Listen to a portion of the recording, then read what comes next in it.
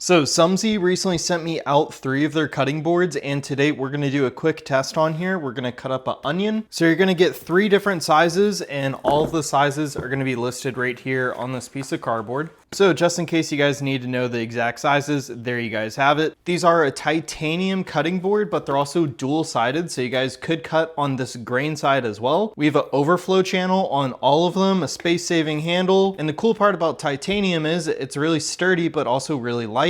So this massive cutting board is actually pretty light. It is recommended to hand wash these and to not submerge them underwater for long periods of time. And they're all basically the exact same, just different sizes. But you can see their branding right there. We have like a silicone exterior, and you can see this side and how it's kind of grippy. And we have a special grip over here as well. So here's the medium size. It's the exact same.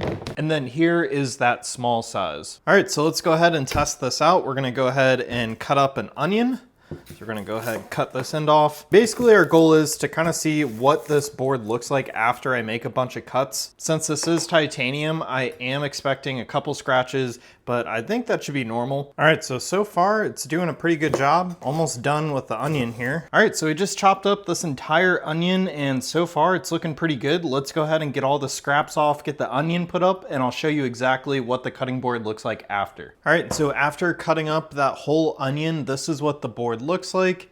You could just see a few small scratches here and there, but it's holding up really well, even with a super sharp knife. So I went ahead, I just cleaned this really fast with a sponge and some hot water and soap. And overall, it was very easy to clean. I feel like this one's gonna be really nice for making little charcuterie boards and cutting up some cheese and maybe some meat. But this big one's gonna be really helpful for whenever we get a large cut of meat, like a roast that we need to cut up. So definitely really happy with these cutting boards so far. And anyways, that's gonna be it for my really quick unboxing, review, and demo.